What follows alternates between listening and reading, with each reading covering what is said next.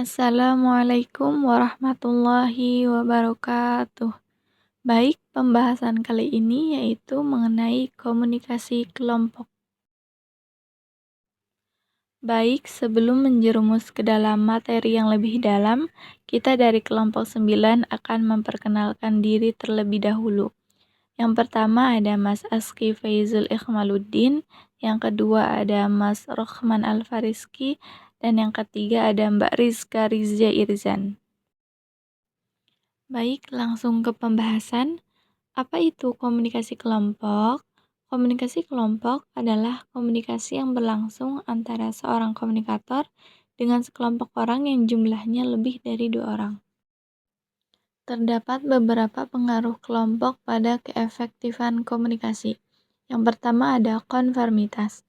Konformitas bermakna perilaku seseorang atau sekelompok orang sesuai dengan nilai-nilai atau norma-norma yang berlaku dalam masyarakat. Sebaliknya, jika perilaku orang atau kelompok orang tersebut tidak sesuai atau bertentangan dengan nilai-nilai atau norma-norma yang berlaku, maka disebut menyimpang atau deviance.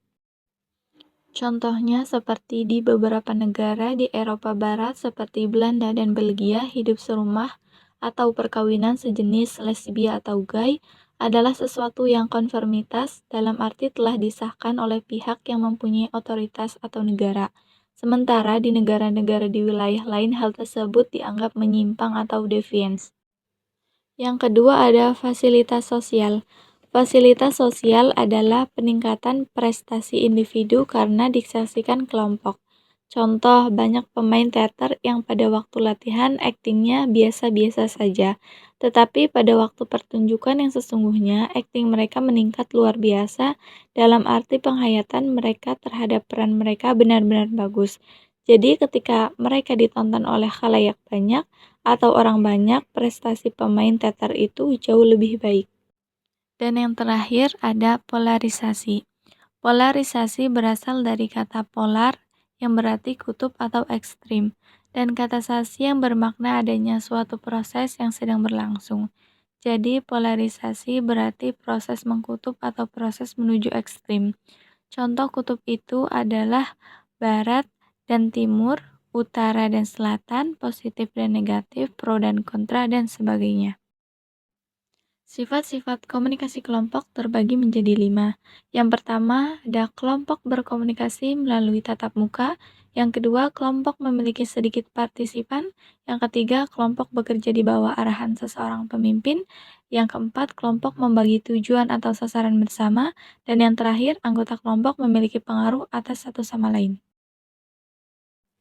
Bentuk-bentuk komunikasi kelompok terbagi menjadi 2, yaitu komunikasi kelompok deskriptif dan komunikasi kelompok preskriptif. Komunikasi kelompok deskriptif atau menggambarkan merupakan kategori deskriptif yang menunjukkan klasifikasi kelompok dengan melihat proses pembentukannya secara alamiah. Sedangkan komunikasi kelompok perspektif atau memberi petunjuk merupakan kategori perspektif mengklasifikasikan kelompok menurut langkah-langkah rasional yang harus dilewati oleh anggota kelompok untuk mencapai tujuannya. Komunikasi kelompok dibedakan menjadi 2, yaitu komunikasi kelompok kecil dan komunikasi kelompok besar. Komunikasi kelompok kecil atau mikrogrup adalah kelompok komunikasi yang dalam situasi terdapat kesempatan untuk memberi tanggapan secara verbal atau dalam komunikasi kelompok, komunikator dapat melakukan komunikasi antar pribadi dengan salah seorang anggota kelompok seperti yang terjadi pada acara diskusi, kelompok belajar, seminar, dan lain-lain. Umpan balik yang diterima dalam komunikasi kelompok kecil ini biasanya bersifat rasional, serta di antara anggota yang terkait dapat menjaga perasaan masing-masing dan norma-norma yang ada. Dan yang kedua ada komunikasi kelompok besar, yaitu merupakan sekumpulan orang yang sangat banyak dan komunikasi antar pribadi jauh lebih kurang atau susah untuk dilaksanakan karena terlalu banyaknya orang yang berkumpul seperti halnya yang terjadi pada acara tablik akbar, kampanye, dan lain-lain. Anggota kelompok besar apabila memberitakan tanggapan kepada komunikator biasanya bersifat emosional yang tidak dapat mengontrol emosinya. Lebih-lebih jika komunikan heterogen, beragam dalam usia, pekerjaan, tingkat pendidikan, agama, pengalaman, dan sebagainya. Seperti halnya jika di antara kerumunan itu seorang yang tidak suka pada komunikator, maka dia berusaha mencari kesempatan untuk melempar sistem komunikasi kelompok. Sekian presentasi kali ini.